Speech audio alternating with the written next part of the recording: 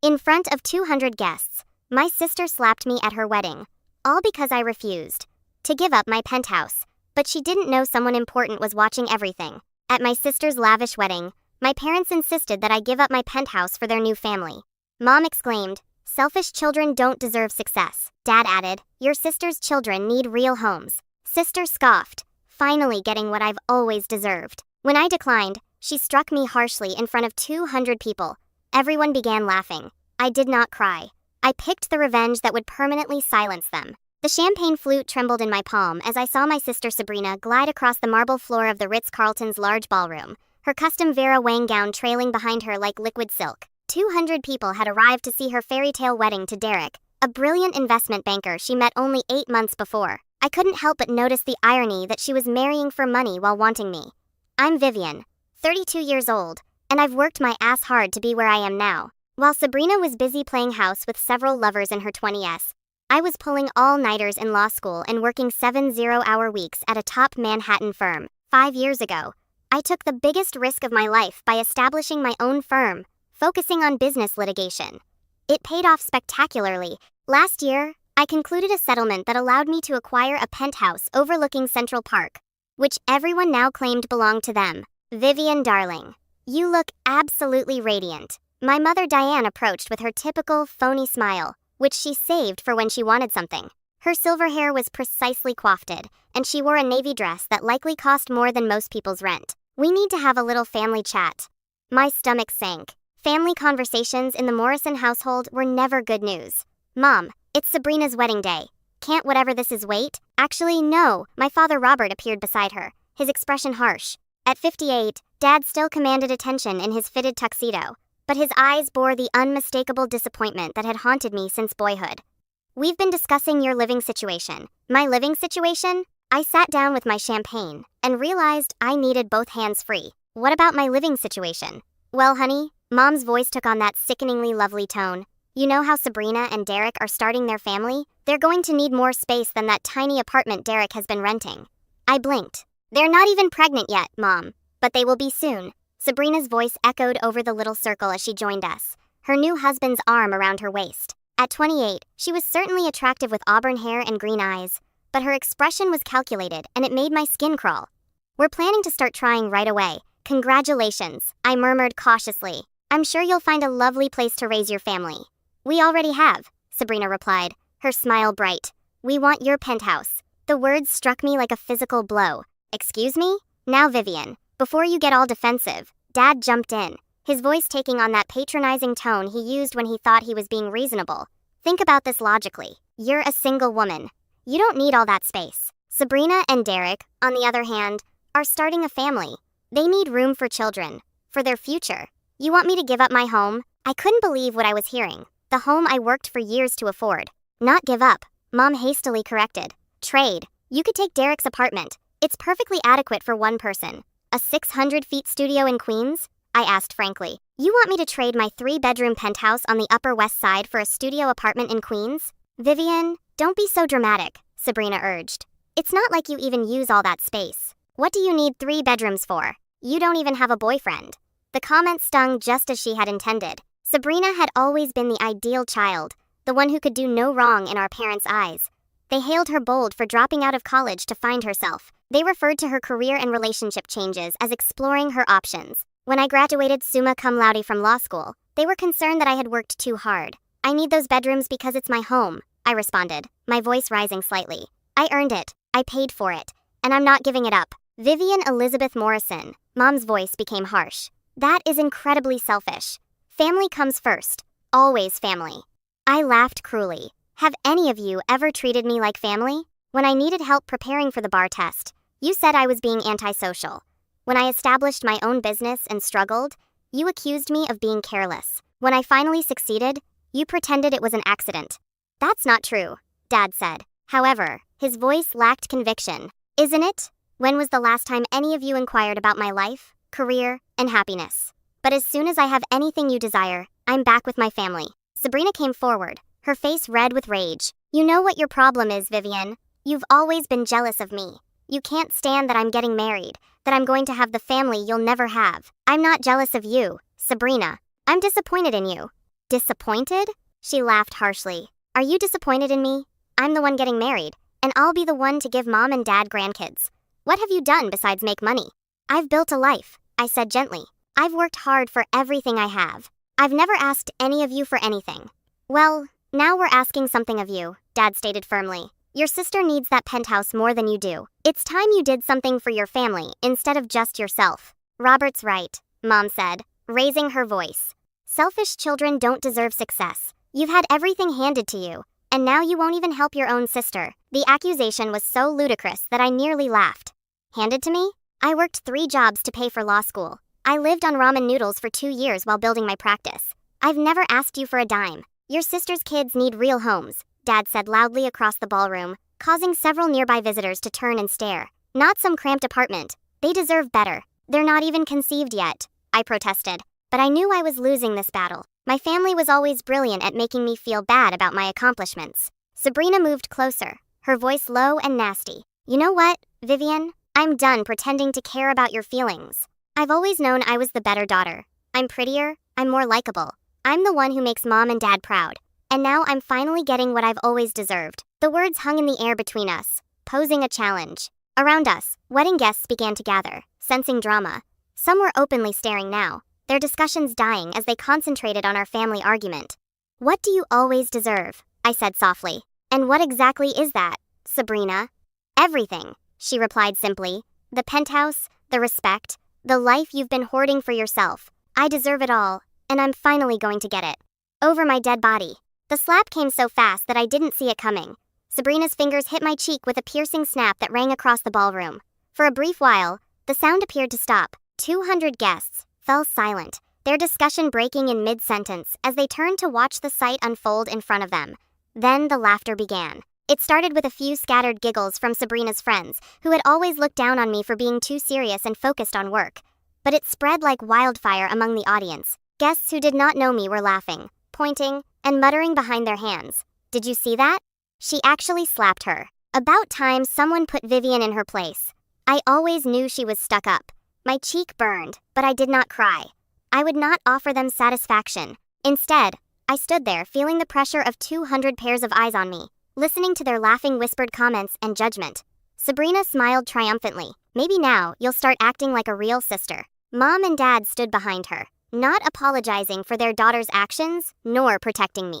They merely watched, waiting to see if I'd ultimately give in to their demands. That's when I realized something significant. This wasn't only about the penthouse. This was about them keeping me in my place, reminding me that no matter how successful I was or how hard I worked, I would always be the disappointment, the one who didn't count. But they had made one critical error. They had humiliated me in front of 200 witnesses, including some prominent figures from New York's legal and commercial circles. People who knew me, respected me, and witnessed what I was capable of. I reached into my bag and took out my phone, my hands remarkably still, despite the wrath running through my veins. Without speaking, I began typing. Vivian, what are you doing? Mom inquired uneasily. I ignored her and continued to type. People around us began to laugh less, as they noticed I wasn't behaving as expected. I wasn't crying or running away in humiliation. I was doing something else totally. Vivian, put that away, Dad said. You're embarrassing yourself. No, I said quietly, kept typing. I'm not the one who should be embarrassed. Sabrina attempted to grab my phone, but I moved aside and clicked send, just as her fingertips touched the screen. What did you do? She hissed. I looked up at her, my parents, and the multitude of guests who were still watching us with unmistakable interest. I chose the revenge that would silence you forever. Their confused expressions were nearly hilarious. They clearly expected me to either give in to their demands or burst out crying. They did not expect me to fight back. My phone buzzed with an answer, followed by another, and then several more in fast succession. Vivian, what did you send? Mom's voice became shrill, panic setting in. I gave the first genuine smile I'd felt all evening. I sent a message to my group chat. You know, the one with all my lawyer friends, the journalists I've worked with, the business contacts I've made over the years, the people who actually matter in this city. Sabrina's face turned white. What kind of message? Just a little update about tonight's events. How my family demanded I give up my penthouse to my sister and her new husband. How my mother screamed that selfish children don't deserve success. How my father said my sister's hypothetical children needed real homes more than I do. How my sister slapped me in front of 200 people, because I wouldn't hand over my life's work. The ballroom had gone utterly silent.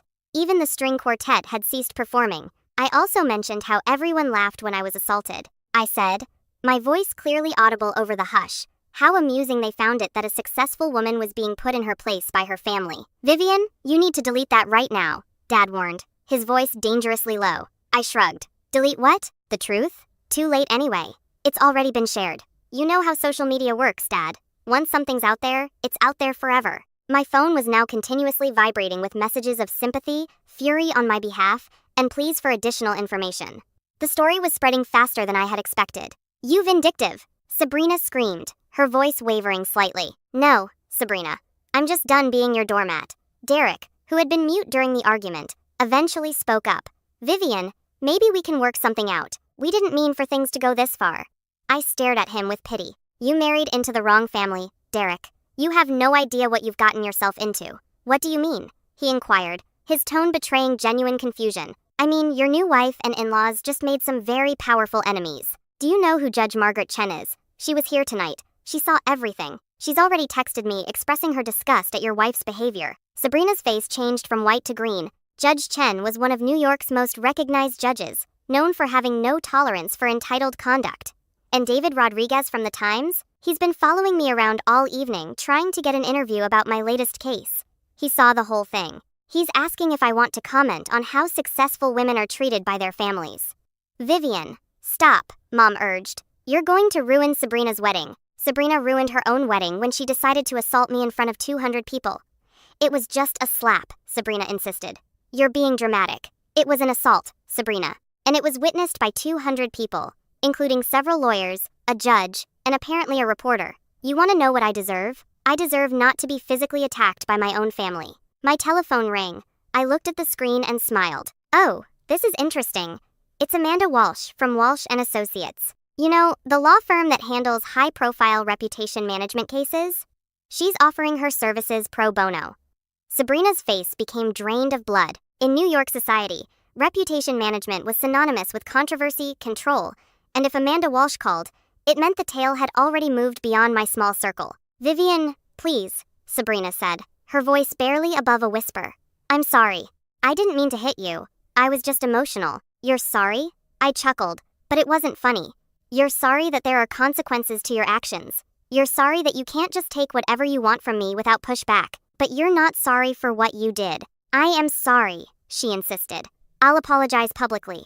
I'll tell everyone it was a mistake. Too late for that. The damage is done. And it was. I could see it on the faces of the people surrounding us. The laughter had stopped completely, replaced by uneasy whispers and pointed stares. People who had previously considered my humiliation humorous now looked at Sabrina with disgust. The social media posts had already gone viral, and in New York's affluent circles, reputation meant everything. What do you want? Dad said calmly, defeat evident in his voice. I want you to leave me alone, I stated plainly. All of you. I want you to stop treating me like an ATM. Stop expecting me to sacrifice my happiness for Sabrina's convenience. And stop pretending that family means anything to you beyond what you can get from me. Vivian, we're still family, Mom murmured softly. No, we're not. Family doesn't demand you give up your home. Family doesn't scream at you in public. Family doesn't assault you at a wedding. Family supports each other, celebrates each other's successes, and treats each other with respect. You've never done any of those things for me. My phone vibrated again. This time it was an SMS from my assistant. Vivian, TMZ is calling. They want to know if you are the lawyer who was assaulted at the Ritz-Carlton wedding. What do I tell them? I held the phone up so that everyone could read the message. TMZ is calling. This is about to become a very public story. Sabrina started crying, her flawless makeup spilling down her cheeks. Vivian, please. This is my wedding day. Don't ruin it. I'm not ruining anything, Sabrina. I'm just refusing to be your victim anymore. What can we do? Derek asked, desperate. How do we fix this? I looked at him, then at my parents, and last at my sister, who was sobbing in her wedding dress. You can't fix this, Derek. This is who they are. This is what they do. They take and take and take until there's nothing left, and when you finally say no, they attack you for it. The ballroom was beginning to empty now. Guests were making excuses and slipping away from what was obviously a family disaster. Sabrina's beautiful wedding was unraveling, and everyone wanted to isolate themselves from the chaos. The penthouse is mine, I said gently. I earned it, I paid for it, and I'm keeping it. If you want to live somewhere nice, Sabrina, get a job. Work for it like I did. I can't believe you're doing this, she muttered. I can't believe it took me this long. When I turned to leave, Dad grabbed my arm. Vivian, wait. We can work this out. Family counseling, mediation, whatever you want. I looked down at his hand on my arm, then up to his face. Let go of me, Dad. He quickly released me, evidently aware of the consequences of physically restraining me in light of what had just occurred. There's nothing to work out, I informed them. You made your choice tonight. You chose Sabrina over me. Just like you always have. You chose her convenience over my hard work. You chose her demands over my boundaries. And when I said no, you chose to watch her assault me rather than defend me. We didn't know she was going to hit you, Mom insisted. But you didn't stop her. You didn't apologize. You didn't even check if I was okay. You just stood there and let it happen. I began heading toward the exit, my heels clicking across the marble floor. Behind me, I could hear Sabrina's weeping, Mom's frantic murmurs, and Dad's angry mumbling. But I did not glance back. At the door, I turned around one more time. The once grand ballroom now resembled the site of a calamity. Wedding attendees were separated into tiny groups, whispering and pointing. The bride cried in her destroyed makeup. The groom appeared stunned, and my parents were attempting to contain the damage that was already spiraling out of hand. You know what the funny thing is? I exclaimed, my voice echoing around the virtually empty room. I would have helped you if you'd asked nicely. If you'd come to me with respect. If you treated me like family instead of like a bank account. I would have helped you find a nice place to live. I might have even helped with the down payment. The hush that ensued was deafening. But you didn't ask for help. You demanded my home. You screamed at me, insulted me, and then physically attacked me when I said no. So now you get nothing. I walked out of the Ritz-Carlton with my head held high, leaving behind the devastation of my sister's wedding and my family's reputation. The elevator trip down seemed interminable. As the doors closed behind me, I could still hear the turmoil in the ballroom, muffled voices crying and chairs scraping against marble as the remaining guests hurried to exit. My phone hadn't stopped vibrating since I wrote that message, and with each notification, I felt a combination of relief and dread. The lobby was thankfully quiet. The night manager, a distinguished gentleman in his 50s, approached me with concern on his face. Miss Morrison, is everything all right? We heard there was some commotion upstairs. I paused, thinking that even the hotel workers knew about the incident. I'm fine, thank you. Just family drama. He nodded nicely, but I could see the interest in his eyes. By tomorrow, this story would have traveled across the hotel's staff gossip network and other luxury places across the city. In New York's aristocratic circles, scandals spread like wildfire. Outside, the crisp October air hit my face like a slap, odd given that I had already been slapped once tonight. I remained on the sidewalk for a time, watching the traffic flow along Central Park South and attempting to understand what had just occurred. Part of me couldn't believe I'd accomplished it. The other part of me questioned why it had taken this long. My telephone rang. Riley, my dearest friend, was a prosecutor I met during my first year at the company. Vivian, what the hell is going on? I just saw your group message, and now there are photos all over Instagram. Did Sabrina really hit you? She did. I began walking towards the metro, needing to move and do something with the adrenaline still pouring through my veins. Holy, are you okay? Do you want me to come over? I'm fine, Jess. Actually, I'm better than fine. I think I'm finally free. Free? Free from pretending they're actually my family. Free from feeling guilty about my success. Free from walking on eggshells every time I'm around them. There was a pause at the other end. Vivian, you know this is going to get messy, right? Like, really messy. I know. But I'm tired of being the one who always has to clean up their messes. Let them figure it out for once. What about your parents? They're going to be devastated. I paused walking.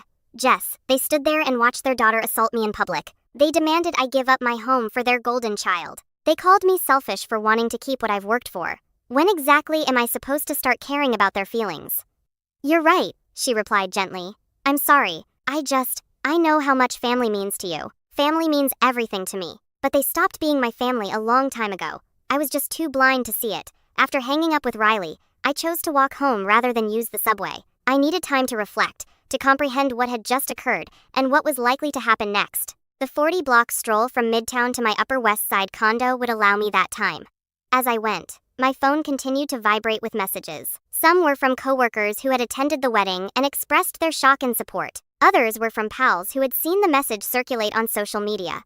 A handful were from journalists who had somehow obtained my phone number and wanted quotes on the incident. Patricia Winters, the senior partner at my old business, sent the most startling message. We had parted on good terms when I left to start my own practice. but we rarely spoke anymore. Vivian, I only found out about this tonight. I want you to know you have my full support. What happened to you was terrible, and I applaud you for sticking up for yourself. Please call if you have any questions. Reading her message, I felt tears well up in my eyes for the first time all evening. Not tears of anguish or pain, but tears of thanks. Here was someone who hardly knew my family and had no duty to help me, yet she offered it because it was the proper thing to do. It made me understand how mistaken my family had been about me. They depicted me as a selfish person who only cared about money and achievement. However, the messages flooding my phone painted a different narrative. They came from people who knew the real me, the person who mentored younger associates, did pro bono work for victims of domestic violence, and volunteered at legal aid clinics despite working 8 zero-hour weeks. By the time I arrived at my building, I had over 200 messages and missed calls. My doorman, Luis, stared at me with alarm as I walked into the lobby. Miss Vivian, you okay? You look like you've had a tough night. Luis had been working in my building for 15 years. He had seen me through law school stress, relationship breakups, employment changes, and many late nights. He knew me better than my family did. I've had better nights, Luis, but I think things are going to get better from here. He smiled. That's good to hear. You deserve all the happiness in the world. In the elevator, I finally allowed myself to look closely at my reflection in the mirrored walls. My cheek was still crimson from Sabrina's hit. My hair was somewhat unkempt and my makeup was smudged, but my eyes were bright and focused. I resembled someone who had been through battle and emerged victorious. As I entered my apartment, it seemed like a haven. The floor-to-ceiling windows provided a panoramic view of the city with lights glittering like stars. This was my space, my accomplishment, my home, and no one was going to take it away. I poured myself a glass of wine and sat on my couch, finally allowing myself to sift through the incident-related social media posts. Someone had filmed Sabrina smacking me, perhaps thinking it was humorous at the time, and put it to Instagram. The video had already been posted hundreds of times, and comments ranged from indignation to support. This is disgusting. Who hit someone at a wedding? That lawyer is my hero for refusing to back down. The sister is certainly entitled AF. Whether in a family or not, assault is assault. I can't believe that everyone was laughing. What is wrong with people? However, it wasn't just random internet users commenting. I recognized names from New York's legal community, business heavyweights, and even a few celebrities who had reportedly watched the tape. The narrative was taking on a life of its own, reaching well beyond Sabrina's wedding. The phone rang again. This time it was my assistant Jenna, who called from her personal phone. Vivian, I'm so sorry to bother you on a Saturday night, but I've been getting calls all evening. The office voicemail is full and reporters keep calling my personal line asking for statements. What kind of reporters? Everyone. Local news, Page 6, TMZ, even CNN. This story is everywhere. I closed my eyes, suddenly fatigued. What are they asking? They want to know if you're pressing charges, if you're planning to sue, what your family relationship was like before this. Some are asking about your law practice and your success story. A few want to know about your dating life. Of course they did. A successful single lady being attacked by her married sister was a common theme in stories about women's success and family dynamics. Jenna, I need you to draft a statement. Keep it simple and professional. Something like, Morrison is grateful for the outpouring of support she's received. She's focusing on her work and her clients at this time and won't be making any further public comments about this private family matter. Should I mention anything about pressing charges? I paused. The fact was, I hadn't even considered filing charges. Sabrina's smack had been intended to humiliate rather than cause bodily hurt. However, the inquiry made me realize that I had possibilities I had not considered. Don't mention charges either way. Let's keep our options open. After hanging up with Jenna, I realized I was hungry. I hadn't eaten anything at the wedding because I was apprehensive about the impending family clash. I ordered Thai food and settled in to properly explore the consequences of tonight's occurrences. By late that evening, the tale had gained significant popularity on social media. The Instagram video of the slap had been published by many gossip accounts, resulting in thousands of views within hours. More intriguing were the lengthy articles already being published about the tragedy. A feminist blogger wrote on how women are expected to compromise their success for families. A family therapist wrote about poisonous family dynamics. A legal expert was discussing New York's assault statutes. My story had grown beyond just family drama. It sparked broader conversations about success, gender, family expectations, and standing up for oneself. Sabrina's Instagram account, which had been filled with wedding photographs and jubilation just hours before, was now inundated with angry comments. People called her entitled, abusive, and spoiled. Her wedding hashtag number Sabrina and Derek Forever was ironically used to broadcast a video of her punching me. I nearly felt bad for her. Almost. Then I remembered her triumphant expression as she smacked me. The way she sneered at finally receiving what she deserved, and my sympathy fled. My dinner arrived, and as I ate the pad thai, I began receiving calls from unexpected sources. My college roommate, whom I had not spoken with in years, contacted me to express her support. A cousin on my father's side, who had always been the family's black sheep, contacted me to discuss her own experiences with mistreatment by relatives. Even my high school guidance counselor, who had obviously seen the article on Facebook, called to express her pride in how far I had gone. But the most meaningful call came from Judge Margaret Chen, who had attended the wedding. "Vivian, I hope you don't mind me calling. I got your number from the court directory. I wanted to personally apologize for what I witnessed tonight. Judge Chen, you don't need to apologize. You didn't do anything wrong. I should have intervened. I should have said something when I saw what was happening. Instead, I just stood there like everyone else. You were a guest at a wedding, not a referee at a family fight. Perhaps. But I've been thinking about it all evening, and I keep coming back to something. That wasn't just family drama, Vivian. That was a pattern of abuse, emotional abuse, financial abuse, and then physical abuse. I've seen it too many times in my courtroom." Her comments struck me like a physical blow. I'd been so concentrated on the slap and the demands for my penthouse that I hadn't given much thought to the wider picture. But she was correct. This was more than simply one awful night. This was the culmination of years of my family treating me like a personal ATM, disregarding my accomplishments, and making me feel bad about my success. "I never thought of it that way," I said. "Abuse isn't always obvious, especially when it's coming from the family. We're conditioned to accept behavior from relatives that we'd never tolerate from strangers. But what I saw tonight, the financial demands, the public humiliation, the physical violence, that's a textbook case of family abuse." After I hung up with Judge Chen, I sat in my apartment for a long time reflecting on her words. Had I actually been abused by my family? It seemed like too strong a word. They had never hit me until tonight. They had never intimidated me or attempted to control my daily life. However, they had consistently attacked my accomplishments, made me feel guilty about my success, and asked me to sacrifice my happiness for Sabrina's convenience. They treated me like a bank account, not a daughter and sister. When I eventually said no, they publicly ridiculed and physically assaulted me. Maybe Judge Chen was correct. Perhaps this was abuse, but in a form I hadn't recognized. The understanding was simultaneously empowering and painful. It felt liberating since it verified that I had made the correct decision to end my relationship. Heartbreaking because it meant admitting that my family had never truly loved me. They just adored what I could offer them. As the night progressed, I found myself feeling glad for Sabrina's slap. It had been the wake-up call I needed, the final straw that gave me the strength to stop enabling their actions. Without it, I could have continued to be their doormat for years. By 2 a.m., I was exhausted yet surprisingly calm. I had disabled my phone alerts to stop the continual buzzing and was getting ready for bed when I heard the building's intercom. I looked at the camera monitor and saw Sabrina standing outside, still in her bridal dress, mascara smeared down her cheeks. She looked up at the camera and said, "Please." I wavered for a second. She looked shattered and desperate. Despite everything, the sister I'd grown up with was standing outside my building, screaming for help in her damaged wedding dress. Then I remembered her triumphant expression after she had hit me. I remembered her saying that she deserved everything I had worked for. I remembered 200 people laughing as I stood there ashamed and alone. I switched off the monitor and went to bed.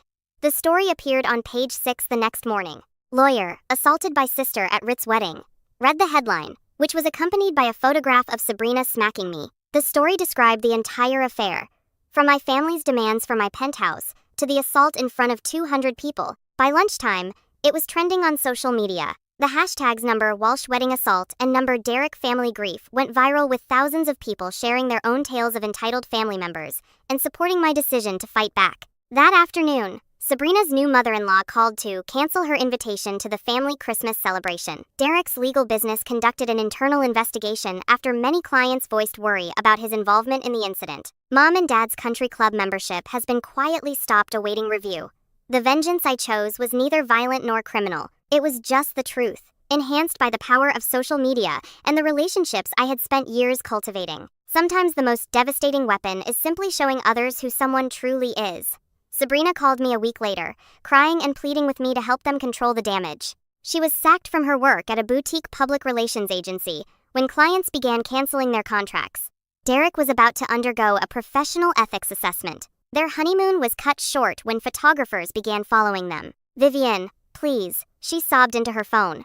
I'm sorry. I'm so sorry. I never meant for this to happen. You meant to humiliate me, I answered gently. You meant to force me to give up my home.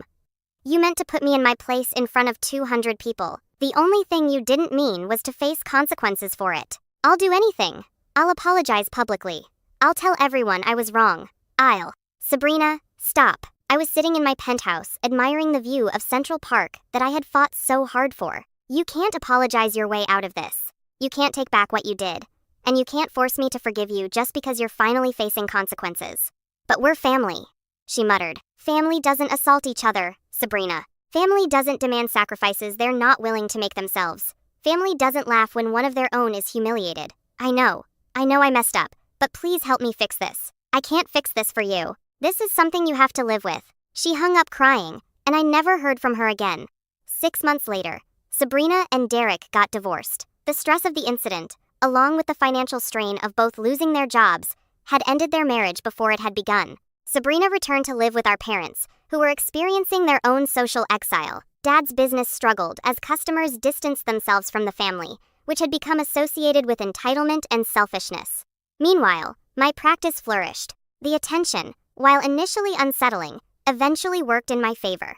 I became known as the lawyer who refused to be intimidated and stuck up for herself, even if it meant standing alone. New clients contacted me, particularly because they had heard about my refusal to back down.